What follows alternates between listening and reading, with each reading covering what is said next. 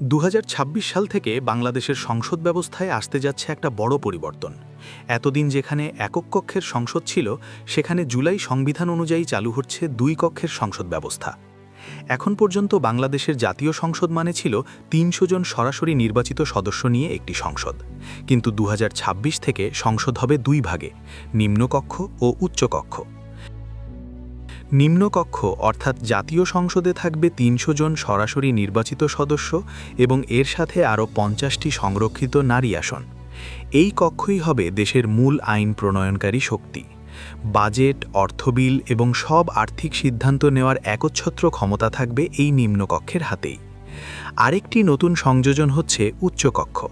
এখানে থাকবে মোট 100 জন সদস্য, যাদের নির্বাচন হবে সরাসরি ভোটে নয়, বরং আনুপাতিক প্রতিনিধিত্ব বা পিআর পদ্ধতিতে।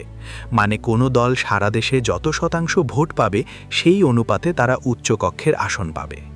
উচ্চকক্ষের মূল কাজ হবে নিম্নকক্ষ থেকে পাশ হওয়া আইনগুলো ভালোভাবে পর্যালোচনা করা, কোনো ভুল, অসঙ্গতি বা ঝুঁকি থাকলে সেটা ধরিয়ে দেওয়া। সাধারণ আইন পাশ করতে হলে 2 কক্ষেরই অনুমোদন লাগবে, তবে অর্থ বিলের ক্ষেত্রে উচ্চকক্ষের কোনো ভূমিকা থাকবে না। সংবিধান সংশোধনের ক্ষেত্রেও নিয়ম আলাদা।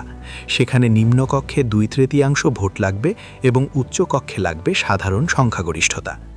এই উচ্চকক্ষ গঠন নিয়েই শুরু হয়েছে বড় রাজনৈতিক বিতর্ক। বিএনপি, যারা ত্রয়োদশ জাতীয় সংসদে বিজয়ী দল, তারা পিআর পদ্ধতির বিরোধিতা করছে। তাদের দাবি উচ্চকক্ষের আসন বণ্টন হওয়া উচিত সংসদে পাওয়া আসনের সংখ্যার ভিত্তিতে, ভোটের শতাংশের ভিত্তিতে নয়। সমালোচকরা বলছেন, যদি এই প্রস্তাব মানা হয় তাহলে একটি দলই 2 কক্ষের পূর্ণ নিয়ন্ত্রণ নিতে পারবে। ফলে কোনো কার্যকর বিরোধিতা ছাড়াই আইন পাশ হয়ে যাবে, যা পুরো সংস্কারের উদ্দেশ্যকেই প্রশ্নবিদ্ধ করবে।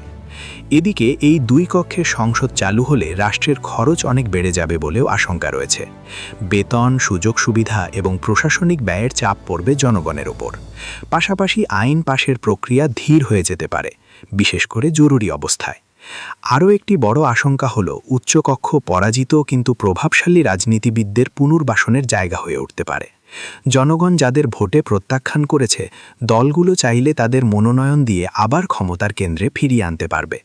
এতে ভোটারদের রায় মূল্যহীন হয়ে যাওয়ার ঝুঁকি তৈরি হবে। তবে সংস্কার কমিশনের মতে এই 2 কক্ষের সংসদই একদলীয় আধিপত্য ঠেকানোর সবচেয়ে কার্যকর উপায়। সঠিকভাবে পিআর পদ্ধতি বাস্তবায়ন করা গেলে এতে ভারসাম্য আসবে, বিরোধী কণ্ঠ শক্তিশালী হবে এবং স্বৈরতন্ত্রের পথ বন্ধ হবে। সব মিলিয়ে বলা যায়, 2 কক্ষের সংসদ ব্যবস্থা বাংলাদেশের জন্য একটি ঐতিহাসিক পরিবর্তন। কিন্তু এর সফলতা পুরোপুরি নির্ভর করবে উচ্চকক্ষে সত্যিকারের আনুপাতিক প্রতিনিধিত্ব বজায় রাখা যায় কিনা তার উপর।